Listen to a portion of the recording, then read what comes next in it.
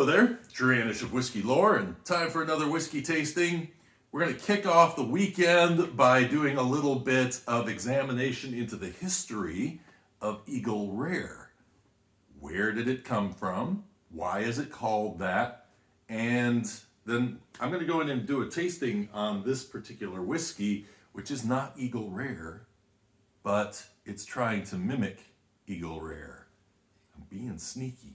Kind of like they are with the marketing on the back of this bottle where they say, early Kentucky settlers created bourbon, the true American spirit, in the late 1700s. Like somebody was sitting there in their grist mill, scratching their heads, going, what should we do with the distillery? Hey, let's invent bourbon. Because bourbon wouldn't really get its name until around the 1820s. So anyway, and even at that time, it was more kind of a reference to a location rather than the concept of what this spirit was supposed to be. But Eagle Rare, let's jump a little bit into Eagle Rare before I go in and do a tasting on this, what I call, it's a fake, but it's a crafty fake. We'll see if I get away with it. So Eagle Rare is, when I went and talked with Al Young at the Four Roses Distillery, which used to be called the Old Prentice Distillery and was owned by Seagram's, he talked about how Benchmark and Eagle Rare came out around the same time, and that Eagle Rare was for the Save the Eagle. They had a Save the Eagle campaign. So I want to do a little research on that and see kind of where this all kicked up from. And it actually was not a Seagram's based program. There was a man out of New York, Seymour Lycand, who owned a company called General Wine and Spirits Company. And so with this company, what he decided to do was he said, you know what, I would like to source some whiskey from a distillery in Kentucky, and then we'll take the proceeds from that, and we're going to start the Eagle Rare Advisory Council. So this happened in 1972.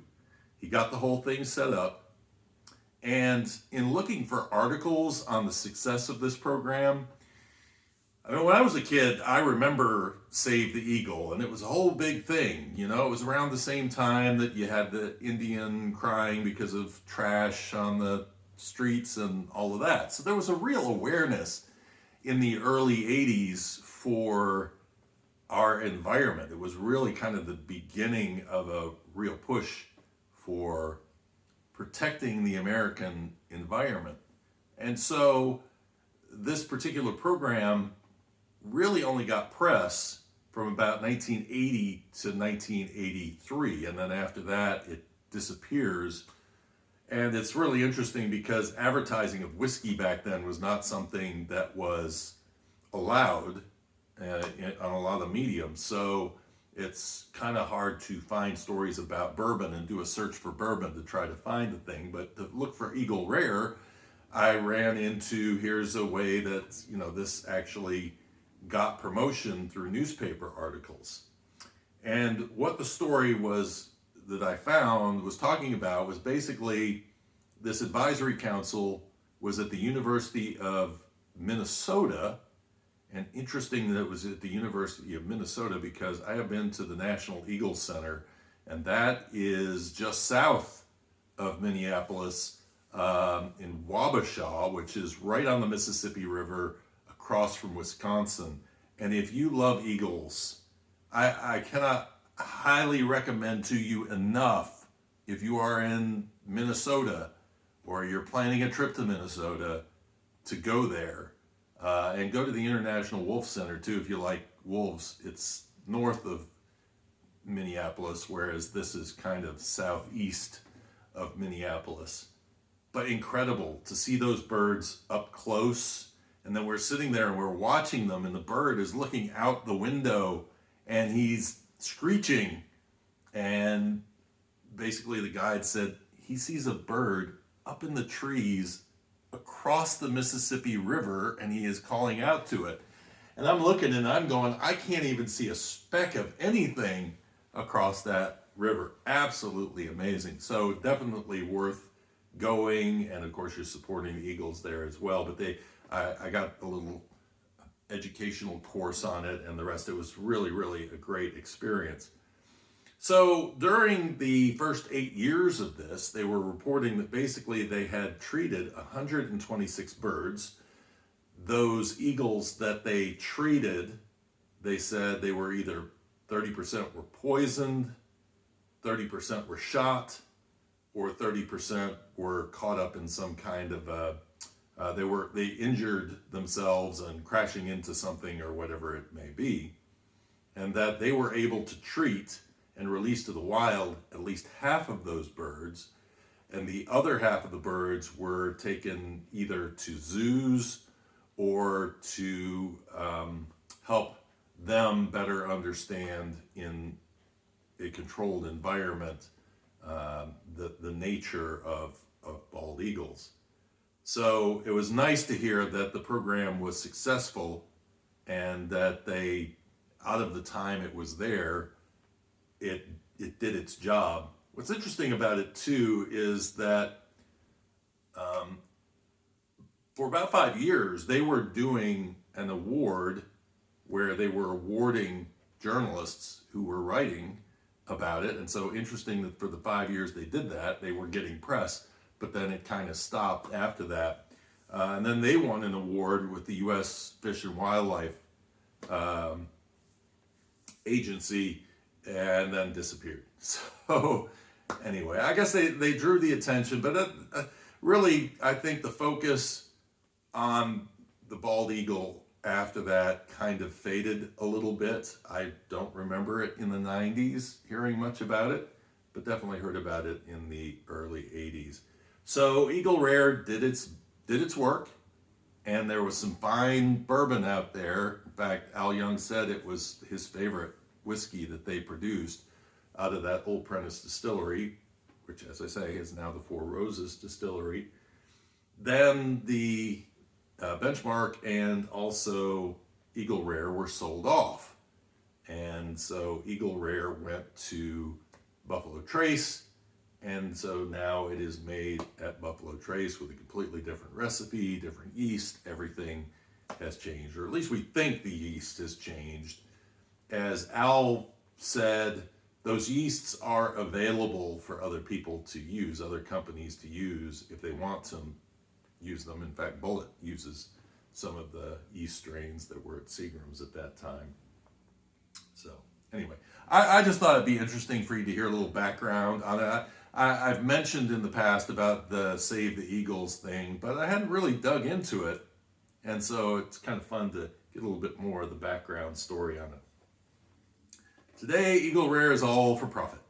So you're not saving any eagles by buying Eagle Rare, but you are getting a really nice bottle.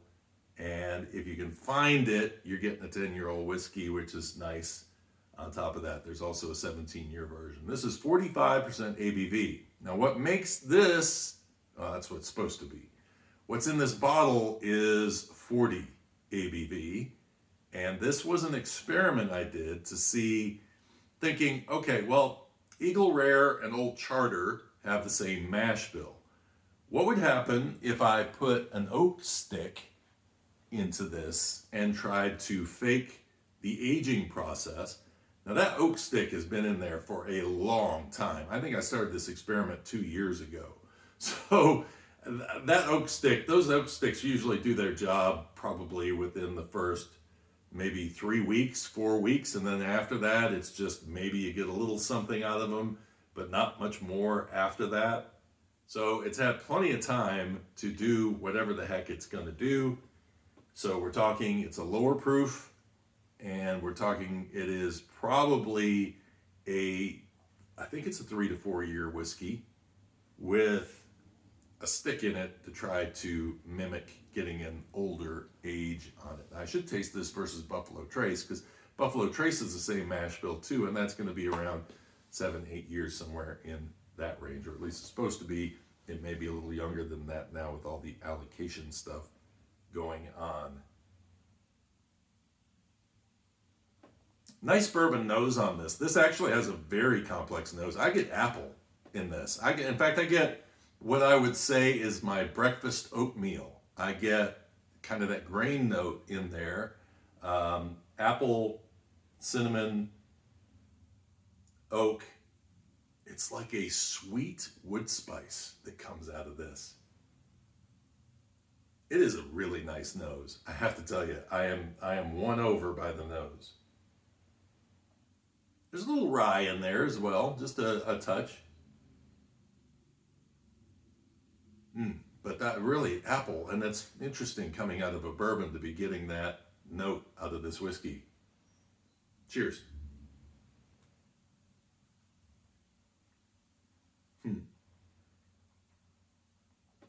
And there's where the Eagle Rare fan who really knows their stuff is going to get that this is not Eagle Rare.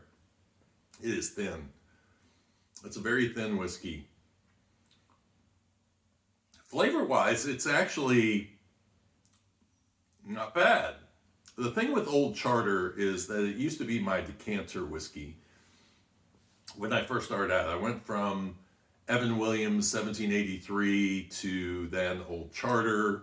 And the reason I went to Old Charter was I went to the Haymarket bar in Louisville and got to taste the 8-year while I was there. Came home, bought a bottle, and then found out it wasn't 8-year. It just says 8 on the new bottles. So goodbye 8-year Old Charter. But I was impressed by the 8-year-old version.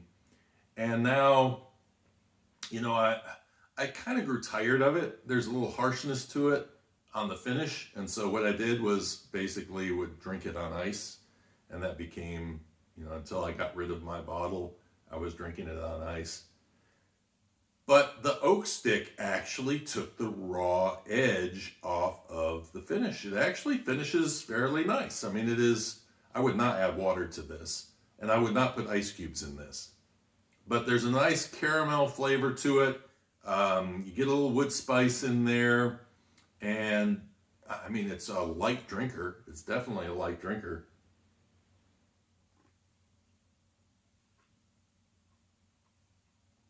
The nose is wonderful, but the rest of it is kind of like, okay, it's very, I mean, if you're in that, well, I had that Cooper's Craft the other day. I would say this is a slightly lighter in body, kind of fits into that concept.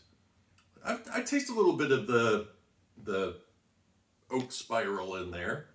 I think, though, it really did a nice job of taking that tannin edge off of the whiskey and has made this something that's really kind of nice. And that's why I have had a couple of people where I poured it for them and then said, what do you think? And they go, oh, this is really nice. And they see the bottle, and I wonder if they're saying it because they've seen that it's Eagle Rare, and they go, oh, okay, well, that's going to be really great. But like I say, if you know Eagle Rare, you'll know this is you'll definitely know that this is a fake. But it's a good way to salvage a bottle, that's for sure. And that was a great way to finish off my Old Charter. And if I get Old Charter again, I will do the same thing because that's actually not a bad way. And actually that apple oatmeal is still it's on the palate as well. So nice job. Nice job.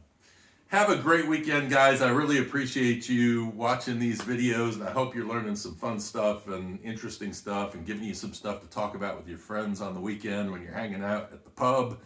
And if you enjoyed the video, please give me a like, subscribe if you want to watch more of these. If you want to support the channel, go out to patreon.com/whiskey lore. I would love you for doing that. And until next time, I drank the whole thing. Cheers and Slainte.